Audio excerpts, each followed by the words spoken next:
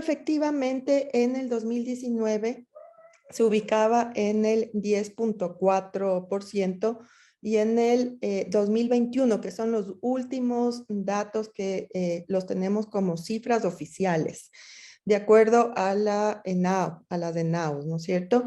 En el 2021 tenemos el 12.1, entonces el incremento en trabajo infantil es de 1.7 puntos porcentuales. El otro indicador que se debe medir y que así está dispuesto en la política pública es el de trabajo peligroso. En ese caso, en el 2019 teníamos que de todos los niños de entre 5 a 17 años que están trabajando, un 3.4% lo hace en trabajos peligrosos y eso se ha incrementado al 5%. Entonces, esas son las cifras oficiales. Ahora, en relación a si nos estamos enfrentando a un alza sostenida, yo diría que en principio no debería ser así. En principio, esto debería ser parte de la coyuntura, ¿verdad? Porque vivimos situaciones extraordinarias.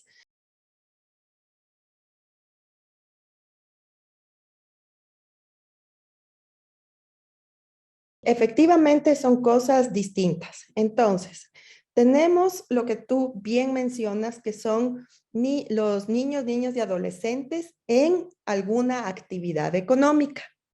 Ese sería el universo de donde se extrae el indicador de trabajo infantil. Entonces, y ese indicador de actividad económica es bastante más grande que el de trabajo infantil que te acabo de dar. Los niños entre 5 y 17 años que están en una actividad económica es del 25.3% al 2021. ¿Quiénes caerían en el indicador de trabajo infantil? ¿No es cierto? Primero, aquellos niños y niñas que realizan esta actividad económica, pero que están por debajo de la edad de admisión al empleo. Y además, los adolescentes que se encuentran en trabajo intensivo en horas.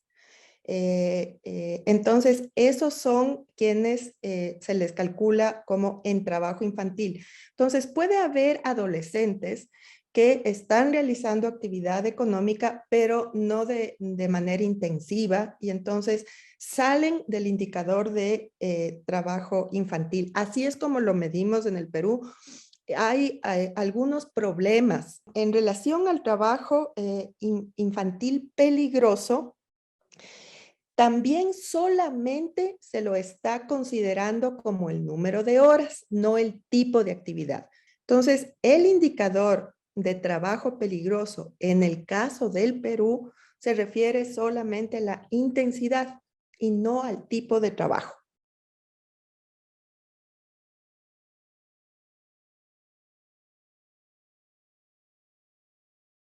En relación a la actividad económica, por ejemplo, entre los niños de entre 5 y 17 años, que es en los que se calcula el trabajo infantil, es más del 60% de todos los niños que trabajan lo hacen en la agricultura.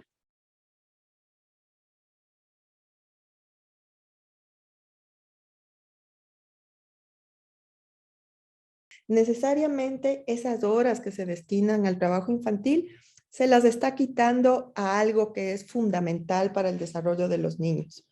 Puede ser a horas de educación, puede ser a horas de recreación, puede ser a horas de esparcimiento de la posibilidad de ser niños. La medición en relación a la intensidad de horas es para el trabajo peligroso.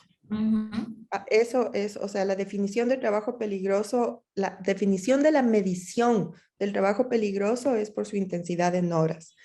El tema de las afectaciones en la salud se necesita otro tipo de instrumento de investigación para poder capturar.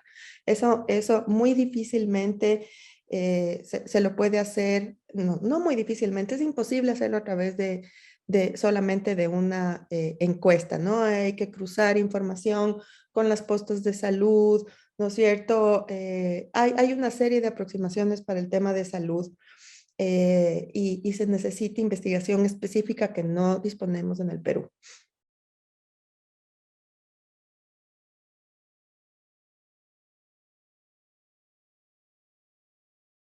Creo que sí es necesario al menos hacer un balance cualitativo con expertos, con el mismo CEPETI, que es, ¿no es cierto?, la instancia de articulación a nivel nacional relativa al trabajo infantil, y eso no lo tenemos. No hay un análisis de qué fueron las virtudes, ¿no es cierto? Y qué fueron los problemas, qué haríamos diferente en la nueva política de trabajo infantil, que hay que plantearla.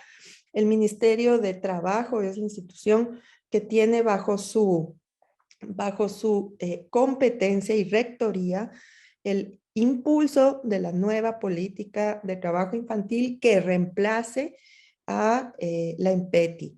Este trabajo está atrasado porque debió haber estado para el primer semestre, al menos, ¿no es cierto?, del 2022, pero eso no está.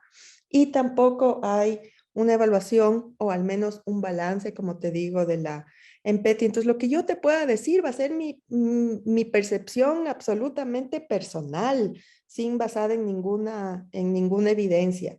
¿Qué te puedo decir que me parece que es positivo respecto del EMPETI? Bueno, primero, tener una herramienta de política pública que oriente el quehacer, ¿verdad? Creo que eso es fundamental. En este momento estamos en acefalía, estamos en un vacío, estamos en una zona gris, porque ya murió la EMPETI y no tenemos un nuevo instrumento.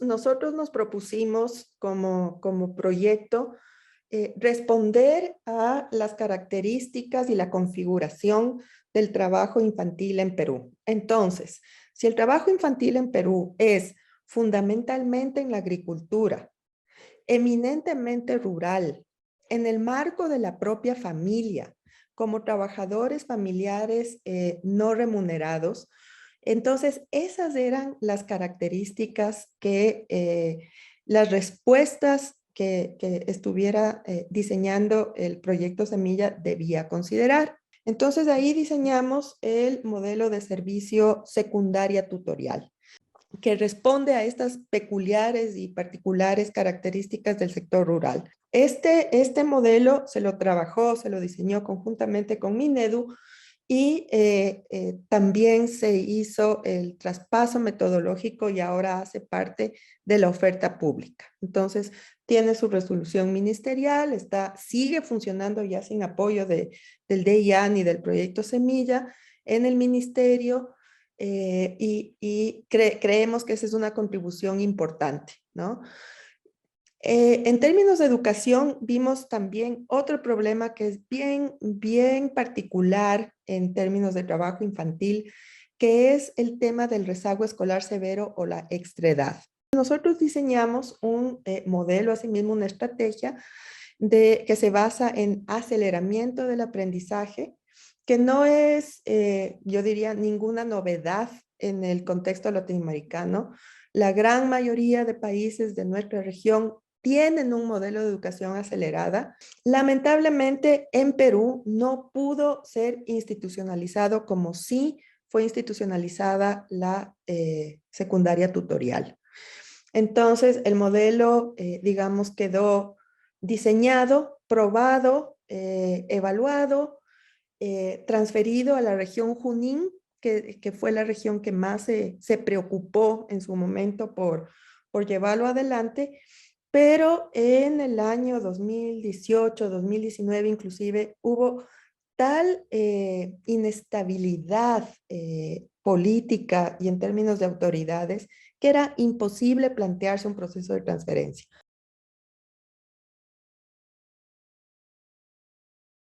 Trabajamos un diseño de autorregulación, ¿no? para que las familias puedan distinguir cuáles son las actividades riesgosas, cuáles no son las actividades riesgosas, qué dice la norma, cuáles son las herramientas, etcétera, las edades. Y toda la asistencia técnica agrícola la fuimos permeando con este enfoque de trabajo infantil. Esta estrategia, ¿no? Luego se elevó a la política pública para que el Estado peruano, a través del Ministerio de Trabajo, pudiera tener un instrumento de promoción y de reconocimiento a las organizaciones, con énfasis en aquellas de pequeños productores que están cultivando sin trabajo infantil, y así es como diseñamos el CELTI, el reconocimiento sello libre de trabajo infantil.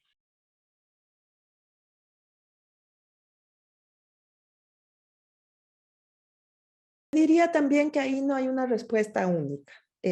Yo diría que, por ejemplo, los ciudadanos de clase media, los ciudadanos, si quieres, de a pie, eh, creo que informarnos, ¿no? Y no naturalizar las cosas que vemos que suceden a nuestro alrededor ya es bastante, ¿no es cierto? O sea, naturalizamos mucho y justificamos, ¿no?